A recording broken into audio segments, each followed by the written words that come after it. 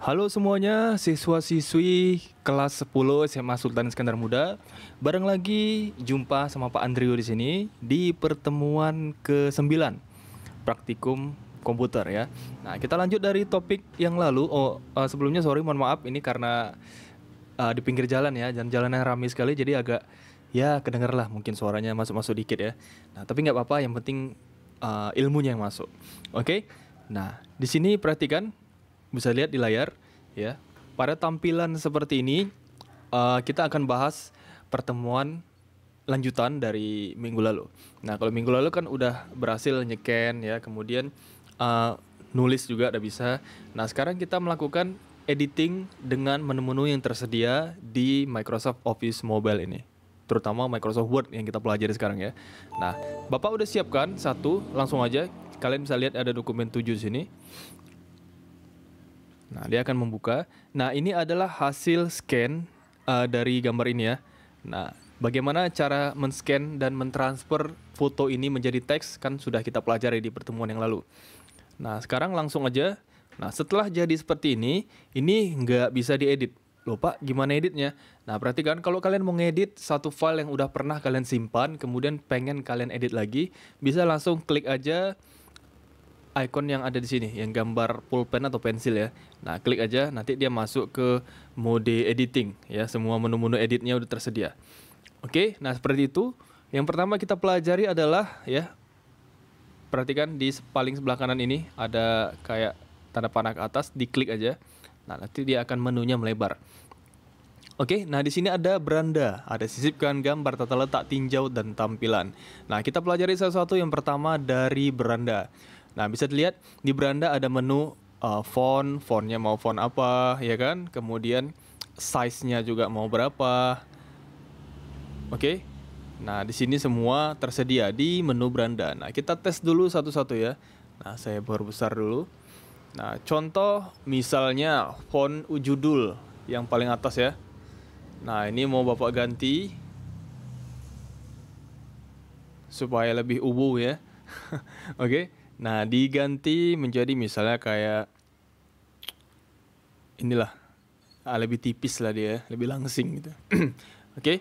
Nah, bisa ganti fontnya dari situ ya. Bisa dilihat atau kalian mau ganti font-font yang lain terserah, tergantung selera. Biasa kalau anak SMA buat clipping ya itu kan kayak alay-alay gitu ya, fontnya berukir-ukir macam-macam ya. Nah, itu terserah kalian lah. Kalau saya lebih simple elegan seperti ini. Oke. Nah, di sebelah kanan fontnya ada font size. Nah, font size ini untuk memperbesar atau mengecilkan font. Sorry ya, ini kok notif kok banyak sekali. Ini grup-grup kalian semua nih. Oke. Nah, contoh misalnya yang ini. Oke, kayak terlalu bising ya. Saya matikan aja datanya. Nah, misalnya ini mau kita ganti size-nya, font size. Nah, kita ganti dari 26 menjadi 36 misalnya. Nah, seperti itu. Jadi bisa lebih besar. Nah, dari situ bagaimana mengatur size fontnya. Oke. Nah, di bawahnya ada bold, italic, underline, sama strike through. Nah, ini seperti biasa contoh ya. Misal di sini dalamnya mau saya bold, bisa tekan huruf B-nya itu aja. Nah, kemudian yang kedua italic ya, yang ketiga underline, yang keempat strike through ya, atau garis coret. Nah, seperti itu ya. Macam-macam fungsinya, bisa dipraktekkan langsung biar editing teksnya, ngedit atau ngumpul-ngumpul tugasnya bisa semakin bagus ya. Yang di bawahnya ada sorot. Menu sorot ini sama seperti kalau misalnya kita tahu stabilo ya. Stabilo misalnya kita mau menandai teks yang penting-penting gitu. Nah, contoh misalnya ini pengertian sistem pakar menurut si Ghiarratano dan Riley. Nah, ini misalnya kita mau kasih stabilo. Nah, tinggal kita blok aja, kemudian kita sorot. Sorotnya warna apa? Kalau stabilo Bapak sih warnanya warna kuning ya, seperti ini. Mungkin kalian punya juga. Nah, seperti itu. Jadi tinggal disorot. Jadi dia bisa kasih warna kuning. Ini ada teks-teks yang penting, kira-kira seperti itu. Oke. Nah, di bawah sorot ada warna font. Nah, warna font ini mungkin udah tahu ya. Contoh misalnya kayak yang pertama ini. Atau yang inilah, faktor kepastian ya. Nah, misalnya kita mau kasih warna merah. Nah, oke, teks faktor kepastiannya jadi warna merah. Ngomong kepastian, kira-kira siapa nih yang belum dikasih kepastian sama pasangannya? Oke, nah kita lanjut ya, itu jangan dibahas di sini. Nah, di bawahnya ada bersihkan pemformatan. Nah, ini penting sekali fitur pembersihan pemformatan ini. Nah, contoh misalnya ini kan udah kita format ya. Nah, yang ada di bold, italic, underline, sama strike through ini, misalnya kita mau bersihkan formatnya. Kalau misalnya kita mau bersihkan sesuatu kan lama. Kita klik dulu ini, kemudian kita hilangkan boldnya, ya kan? Kita klik ini, kita hilangkan italicnya, kan satu-satu. Nah, dia punya fitur bersihkan pemformatan, jadi pemformatan apapun bisa hilang dari sini. Oke, nah tinggal di select aja. Nah, langsung bersihkan pemformatan. Asli ya. Hilang. Ini juga semua bisa. Nah, apa fungsi bersihkan pemformatan yang lain? Contoh, misalnya kalian mengcopy atau mencari artikel dari Google, dapat. Nah, kalian copy tuh bulat-bulat dari Google. Nah, tiba-tiba pada saat di paste ke dalam lembar kerja Word, otomatis dia kan ada font yang besar, ada yang kecil, ada yang bergaris-garis biru, atau link-linknya tuh warna biru segala macam, kan acak-acakan. Nah, kalian tinggal select aja semua teksnya, langsung bersihkan pemformatan. Dia akan menjadi teks plain, artinya teks dasar yang bisa kalian edit lagi. Nah, seolah-olah kalian ngetik sendiri lah gitu kira-kira ya, ecek-eceknya kayak gitulah. Nah, padahal ngopi dari Google kan gitu kan. Nah, saya bukan ngajari curang ya, tapi itulah yang saya lakukan dulu. Aduh. Oke. Nah, di bawahnya ada pemformatan font. Nah, ini kalian bisa lihat misalnya ya. Kalian mau ngumpul tugas, ini biasanya dipakai kayak di rumusan matematika, kimia, fisika gitu ya. Kita mau membuat pangkat atau membuat sub gitu. Contoh ya, perhatikan. Contoh misalnya gini, 3 pangkat 1. Bagaimana menulisnya, Pak? Nah, di sini ada mana tadi? Nah, bisa dilihat, superscript itu berarti dia di atas. Oke? Nah, subscript dia di bawah. Biasanya ini untuk rumusan kimia. Kalau yang ini untuk rumusan matematika, pangkat-pangkatan. Oke? Nah, jadi jangan tanya lagi ya gimana membuat yang seperti ini. Semuanya ada di sini, langsung dari genggaman kita. Aduh, kayak iklan ya. Nah, kemudian di bawahnya ada lagi, kita lihat lagi. Ada poin. Poin itu seperti ini ya, bisa lihat yang bulat-bulat. Nah, biasa pakai yang bulat ini ya. Nah, kenapa dibilang bulat? Karena memang namanya bullets. Bullets ya, kan ada mungkin pernah dengar bullets and numbering ya. Bullets tuh ya bulat-bulat ini. Nah, kalau orang Medan bilangnya bullet gitu kan. Nah, contoh misalnya Bapak udah buat 5. Ya, kita kasih bulletsnya. Nah, jadi seperti ini. Oke, nah itu bullets. Oke ya. Nah, bisa macam-macam bentuknya tergantung selera masing-masing ya. Jangan paksakan selera kita dengan selera orang lain ya. Mau checklist seperti ini supaya dianggap benar, nah, gitu. Bisa aja.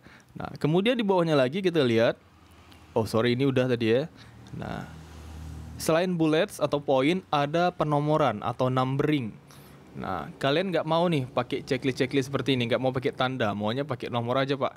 Bisa 1, misal 2, 3, atau pakai yang ABCD, bisa. Nah, nggak masalah. Oke. Seperti itu kira-kira. Oke, sampai di sini bisa ya. Kalau nggak bisa, langsung aja komen di bawah, di komentar YouTube.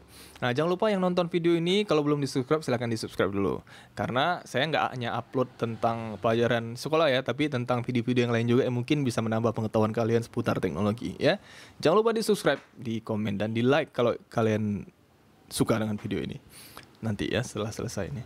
Oke, nah di bawah penomoran ada tab atau tabulasi. Yang ini ya, yang 2 ini. Nah, bisa dilihat contoh misalnya seperti ini. Di sini kita mau kasih tab. Saya kecilkan aja biar kelihatan. Nah, saya kasih tab, saya balikkan tabnya. Seperti ini.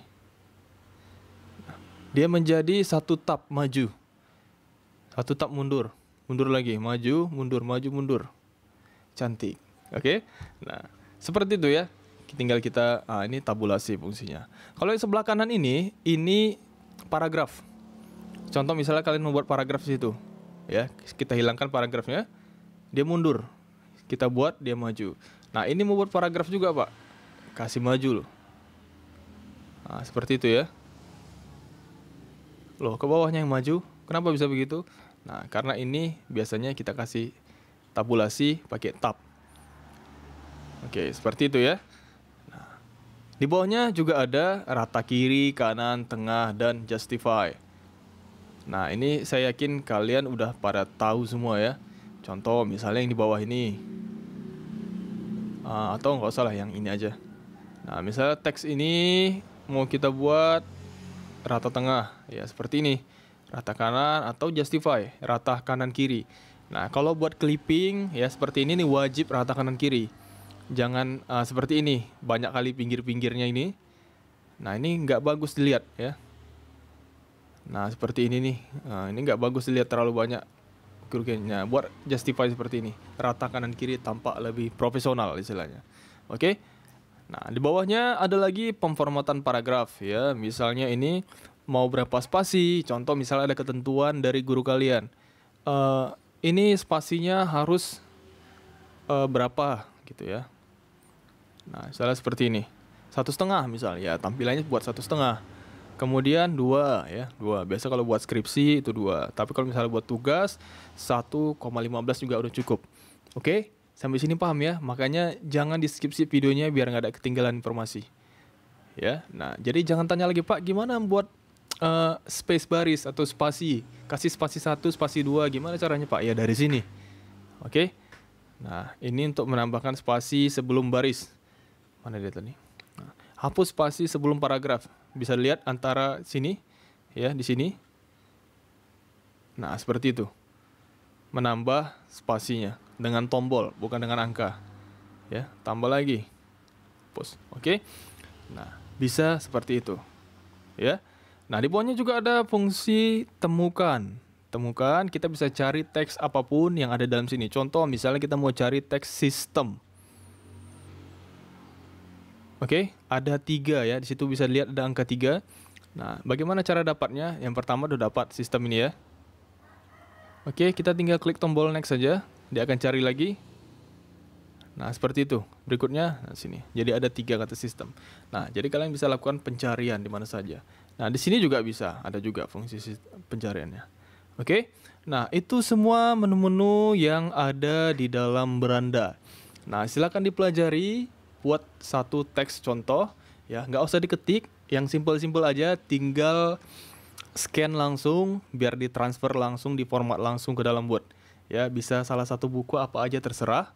Ya, silakan dites di rumah, langsung di rumah, ya, jangan besok-besok lagi, tapi sekarang, ya. Nah, kalau ada pertanyaan, nanti bisa langsung tanyakan ke Bapak, atau langsung di komen di YouTube, biar langsung bisa Bapak respon. Oke? Nah, sampai di sini dulu pertemuan kita. Minggu depan kita lanjut tentang bagaimana membuat sisipan atau insert, ya, membuat halaman kosong, membuat tabel, membuat gambar, bentuk, kotak teks, tautan, komentar, dan seterusnya. Ya, seperti itu. Nah, pastikan dulu kalian paham betul apa-apa saja yang ada di beranda ini, karena ini penting sekali. Ya, oke. Nah, sampai di sini dulu videonya. Tetap semangat, jangan lupa jaga kesehatan, ya. Jaga keluarganya dari pandemi, jangan sampai ada yang tertular, ya. Sehat terus sampai kita bisa berjumpa di sekolah. Sampai jumpa di pertemuan berikutnya. Jangan lupa di subscribe.